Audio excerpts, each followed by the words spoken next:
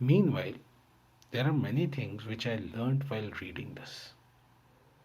मैंने बहुत कुछ समझा जो मुझे बहुत इंटरेस्टिंग लगा और मैं आपसे शेयर करना चाहता हूँ. नंबर 1, राइटर ने इस चीज़ को स्पेसिफाई करने की कोशिश की है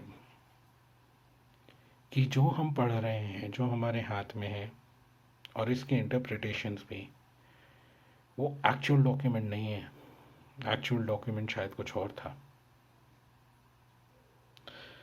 महाभारत के एक श्लोक में, आदि पर्व के, ये कहा जाता है कि व्यासदेव ने सबसे पहले एक महाभारत संहिता लिखी जो कि 60 लाख श्लोकों की थी. उसमें से 30 लाख श्लोक नारद देवताओं के पास ले गए. 15 लाख श्लोक देवल और असित ऋषि पितृलोक में गणों के पास ले गए. शुकदेव ने 14 लाख श्लोक लिए और यक्षों और गंधर्वों को दे दिए ज्ञान स्वरूप. This is all. दे दिए का मतलब ही इम्पार्टेड दैट नॉलेज. ये नॉलेज उन्हें दी. और वैशंपायन को उन्होंने 1 लाख श्लोक दिए जो उन्होंने जन्मेजय को सुनाए नाग यज्ञ के दौरान. वो 1 लाख श्लोकों की कहानी वही मनुष्य जाति के लिए अवेलेबल है. 60 लाख में से हम लोग 1 लाख के लिए एलिजिबल हैं. It's similar sort of saying कि हम अपना 2 या 3% ब्रेन ही यूज़ कर सकते हैं, उससे ज़्यादा हमारी हैसियत नहीं है. We are eligible for only 1 lakh shlokas among 60 lakh shlokas. ये महाभारत कहती है. महाभारत में Adi Parva talks about cosmic theory and the black hole, the creation point. I don't know. हमारे कुछ टेक्स्ट हैं जैसे कौटिल्य का अर्थशास्त्र जो कि 5th और 6th सेंचुरी एडी में लिखा गया था. उसके पहले 1st सेंचुरी के एक राजा थे जिनका नाम मुझे याद नहीं है, जिनके कुछ इंग्रेविंग्स मिलते हैं. वो ये दोनों महाभारत को मेंशन करते हैं. महाभारत टेक्स्ट को, वेदव्यास रचित महाभारत को मेंशन करते हैं. तो एटलीस्ट हमारी ये जो महाभारत का टेक्स्ट है ये उससे तो पुराना है. अगर ये तो रिटन हिस्ट्री है. कौटिल्य का अर्थशास्त्र और 1st सेंचुरी के इंग्रेविंग्स वो रिटन हिस्ट्री है, वो प्राइमरी सोर्सेज हैं. वो अगर महाभारत को मेंशन करते हैं तो महाभारत एटलीस्ट 100 साल पहले तो लिखा गया होगा उससे, अगर कहानी भी है तो उस समय, I am talking about 2005 years from now, वो जो राइटर था महाभारत का वो इमेजिन कर रहा था cosmic theory and black hole, the creation point for this universe.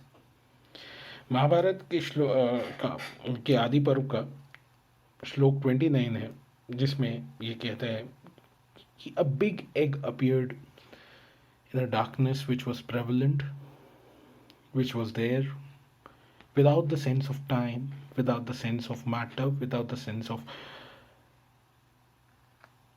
anything, nothing. There was a sense of nothing. A big egg appeared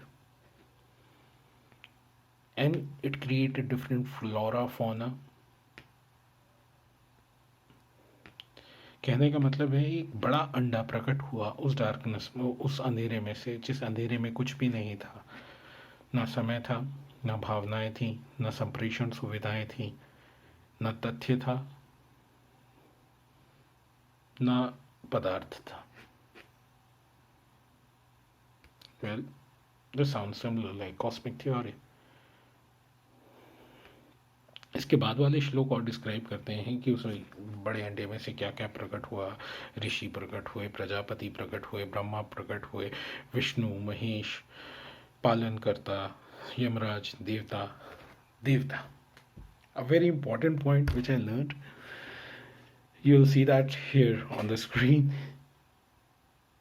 There is a shlok number 41, which gives you the exact number of devtas, हम लोगों को क्या सिखाया गया है, हम लोगों ने क्या बचपन से पढ़ा है? 33 करोड़ देवी देवता, 33 लाख देवी देवता, 33 हजार देवी देवता। The number 33 is important, 33। This shlok mentions that we have 33,333 देवतास। ये देवताओं की सृष्टि है। ये श्लोक यहाँ पर है, आप देख सकते हैं। And adding this, it becomes 36,333। मतलब भाई, हम बचपन से गलत बोलते आए हैं। हमारे पास 36,000 देवी देवता है, 36,333। तो दोस्तों, ये और भी कई चीजें हैं। श्लोक नंबर 79 एक बहुत अच्छी बात को बोलता है, जो शायद हमारे कुछ पेरेंट्स ने शायद हमने बच्चों को सिखाई हो। और वो है, बेटा किसी भी पेज के ऊपर श्री ओम लिखो, या जो भी लिखना है, श्री वाहिगुरु, कुछ भी लिखते समय, अपनी कॉपी स्टार्ट करते वक्त, नोटबुक स्टार्ट करते वक्त वो लिखो। श्लोक नंबर 79 ये कहता है, श्लोक नंबर 79 वहाँ पर है जब गणेश जी और वेदव्यास जी का वार्तालाप हो रहा है, कॉन्वर्सेशन हो रहा है अबाउट राइटिंग महाभारत, और जो मैंने आप लोगों को सब एक्सप्लेन किया वो मेंशन करता है श्लोक। सो Ganesh ji started writing the Mahabharata as conveyed by Vedvyas by first writing Om on the top of the sheet. Well, मुझे आज पता चला हमारा ये ज्ञान हमारे पास कहाँ से आता है। जब भगवान उस चीज़ को फॉलो करते हैं तो ऑफ कोर्स कुछ आदतें, कुछ चीज़ें जो हम फॉलो करते हैं हमें पता भी नहीं है हम इस ग्रंथ से उठा रहे हैं। वेदव्यास जी ब्रह्मा जी को स्पेशली कहते हैं कि मैंने जिस महाकाव्य की रचना की है, जिस ग्रैंड पोएम की रचना की है, उसमें सारे वेदों का सार है, उसमें सारे उपनिषद हैं, उसके सारे अंग हैं। वो सिर्फ एक परिवार की कहानी नहीं, पूरी मानवता की कहानी है। और उसमें पूरी मानवता के सीखने के लिए जो कुछ भी होना चाहिए वो सब कुछ है। उसमें अर्थशास्त्र है, मटीरियल वर्ल्ड, इकोनॉमिक्स, उसमें पॉलिटिक्स है, उसमें धर्म है, उसमें कॉन्शियंस है। एक चीज जो वो नहीं करते, कहते कि उसमें ईश्वर है। नहीं, ईश्वर नहीं है, ईश्वर नहीं है। These are the basic rules laid down. Politics, अर्थशास्त्र, मोक्ष, मुक्ति, परम ज्ञान, काम, सेक्स, सब चीज़ों के बारे में बताता है ये ग्रंथ हमें। शायद बताता है गणेश जी का अपनी एक आदत, शीट के ऊपर ओम लिखना, ये छोटी छोटी आदतों से लेकर शायद बहुत कुछ बताएगा ये ग्रंथ। मुझे नहीं पता, मैं आप लोगों से शेयर करने की कोशिश करूंगा। हाँ, ये नहीं बोलता कि आप ईश्वर को प्राप्त करोगे, डायरेक्टली नहीं बोलता कि ये करने से आपको ईश्वर मिलेगा। शायद ईश्वर या उस कॉस्मिक एनर्जी या अल्लाह या Jesus, that one single father, वो मुझे तभी मिलेगा जब शायद मैं इसको पूरा पढ़ सकूं। पढ़ना तो बहुत छोटी चीज़ है, इसको समझ सकूं। I don't know. There are two more points which I want to stress here, which is completely off topic I should say, but related to the main topic. यहाँ पे दो श्लोक ऐसे हैं जो बहुत इंटरेस्टिंग चीज़ें मेंशन करते हैं, which are our references for our further episodes. Number 1, श्लोक नंबर 119, जहाँ पे हस्तिनापुर वासी डिस्कस कर रहे हैं कि पांडु के जो बच्चे आए हैं फॉरेस्ट से, ये आखिर हैं कौन, उनके बारे में गॉसिप कर रहे हैं। और श्लोक का मतलब कुछ इस तरीके से बनता है, Some are saying they are not Pandu's sons. They are not Pandu's sons. Some are saying they are Pandu's sons. Some are saying if Pandu has died so many days ago, how can these children be his sons?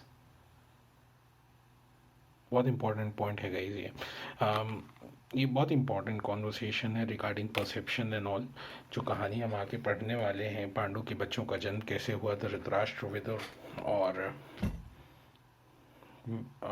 Pandu का जन्म कैसे हुआ उस context में ये श्लोक बहुत important है when people have doubt about the lineage of somebody and how's that taken Duryodhan के पास अगर मान लिया दुर्योधन गलत था पूरी तरह से गलत था उसके पास इतना पावर कहाँ से आया कि वो सच को चैलेंज कर सके कहीं से तो आया होगा may be this is the basis another point between shlok 140 and 150 146 especially 146 and 147 Dhritarashtra is speaking to Sanjay and he is just recounting the complete events which has happened as in he's just giving a gist of what's to follow वो पूरी महाभारत कह देते हैं उन श्लोकों में almost पूरी कहानी कह देते हैं उसमें वो इम्पोर्टेंट पॉइंट जो मेंशन करते हैं वो ये है कि युधिष्ठिर ने जब राजसूय यज्ञ किया अपना वैभव प्रदर्शित किया हम लोगों को बुलाया दुर्योधन को भी बुलाया दुर्योधन को वो अपना सभा भवन दिखाने दे गया और वो जल उठा उनके ऐश्वर्य को देख के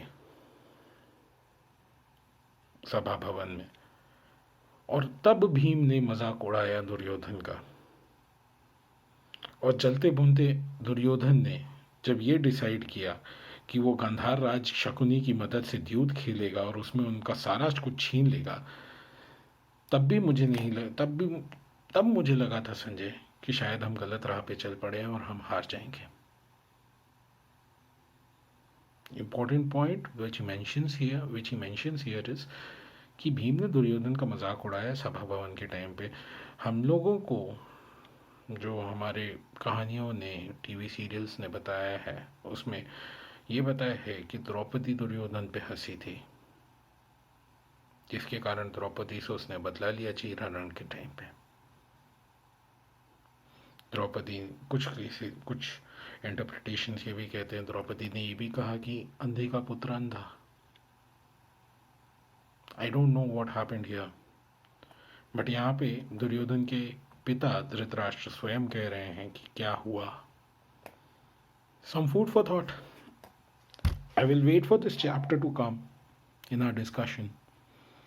जब मैं इसे डिटेल में पढ़ूंगा तब शायद मुझे भी इसका आंसर मिले कि आखिर हुआ क्या था द्रौपदी ने कुछ कहा था या जैसा धृतराष्ट्र यहाँ पे कह रहे हैं भीम ने मजाक उड़ाया था दुर्योधन का या दुर्योधन ने अपनी ही जलन के कारण कोई कहानी बनाई थी I don't know let's wait and watch